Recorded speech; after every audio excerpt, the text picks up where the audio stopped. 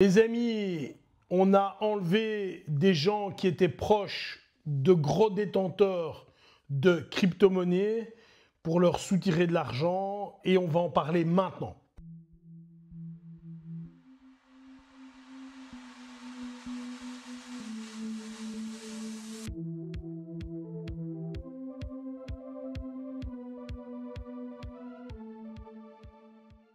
Voilà, comme vous le savez, il y a 3-4 cas qui se sont déroulés en moins d'un mois, dont un cas qui s'est déroulé en Belgique avec un YouTuber assez connu dans le monde des crypto-monnaies où on a enlevé son épouse et ça a mené à une course-poursuite et finalement la voiture s'est retrouvée en carambolage sur l'autoroute et heureusement ils ont arrêté les malfrats et récupéré l'épouse de ce monsieur.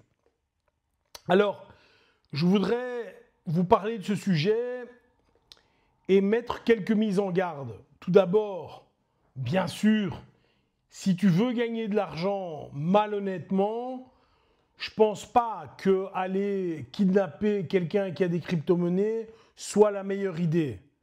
Parce que c'est des trucs qui sont tracés, parce que si le mec il a ça, non pas sur des échangeurs, mais sur des cold wallets, il faudra des... Enfin, c'est compliqué, c'est compliqué. Alors que des gens en Belgique qui possèdent des millions, voire des dizaines de millions, il y en a. Il y en a. Tu n'as qu'à te promener à Bruxelles et compter le nombre de Porsche ou de Ferrari que tu vois, et tu constates qu'il y a des gens qui ont de l'argent. Bon, voilà. Mais bon, peu importe. Bien sûr, on ne sait plus attaquer les banques, il n'y a plus d'argent dans les banques. On ne sait plus attaquer les gros commerces parce qu'il y a des caméras, parce que c'est sécurisé, etc., etc. Et comme le monde devient de plus en plus violent, ça risque d'arriver.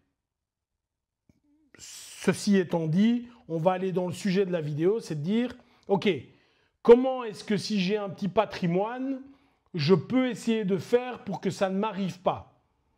Et est-ce que le Krav Maga, la self-défense, mais plutôt le Krav Maga directement, peut m'aider à cela? La réponse est déjà oui, mais je vais la définir maintenant. Je pense que si tu fais partie des nantis, alors évidemment, qui est nanti, qui ne l'est pas, c'est pas moi qui vais dire cela, mais pour certaines personnes, si tu possèdes quelques millions à la banque, tu vas faire partie des nantis. Voilà. Et on risque de vouloir te prendre ce que tu as, malheureusement. Malheureusement. Il y a 3 aspects.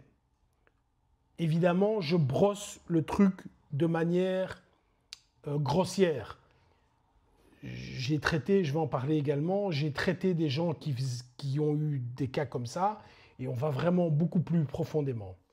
La première chose, c'est de prendre conscience, ça c'est annexe, c'est préventif, c'est de prendre conscience que cela arrive.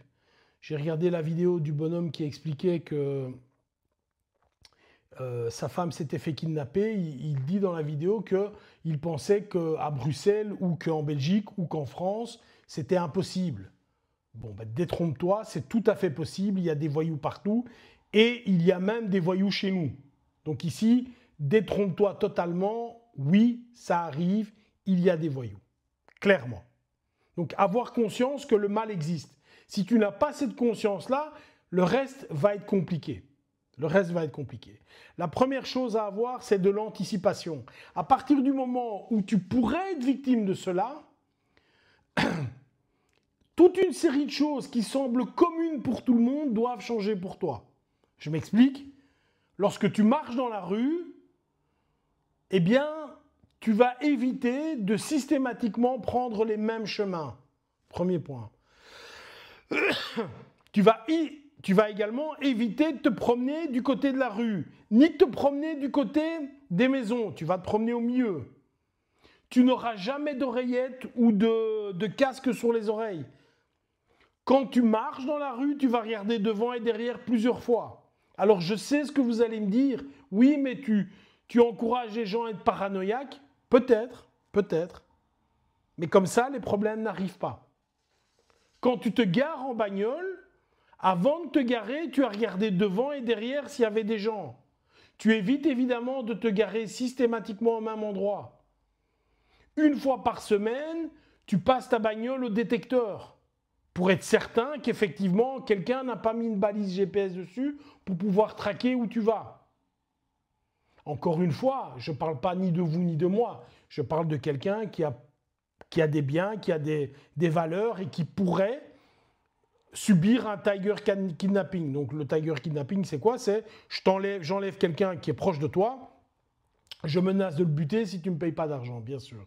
Lorsque tu vas dans un endroit public, un resto ou quoi, systématiquement, tu as regardé quelles étaient les sorties, tu as regardé quels étaient les problèmes éventuels dans l'endroit où tu étais.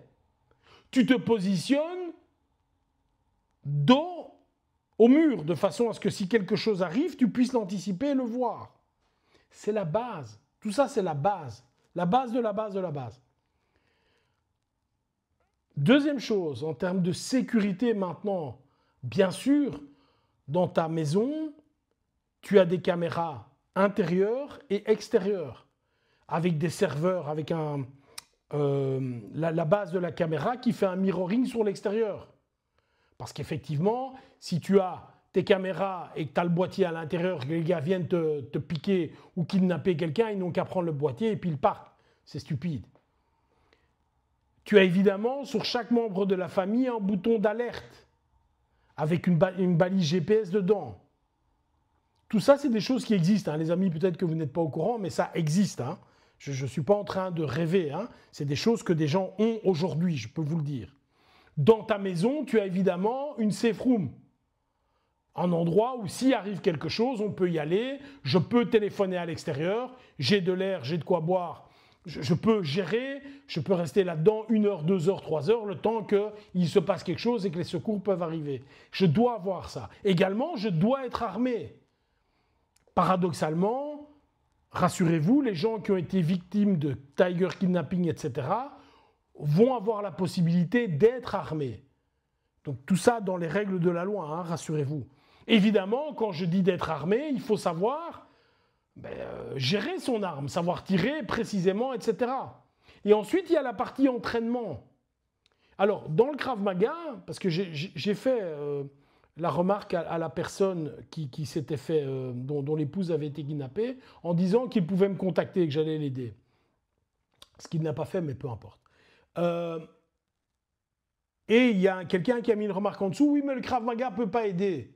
Mais non, copain, tu as fait cette remarque parce que tu as fait du Krav Maga de base. Il y a plusieurs onglets dans le Krav Maga et quand tu fais 5 ans, j'ai envie de dire entre 3 et 5 ans de Krav Maga, tu vois du Krav Maga de niveau P et de niveau pratiquant. Quand tu fais le Krav Maga entre 4 et 10 ans, tu vois les gradés.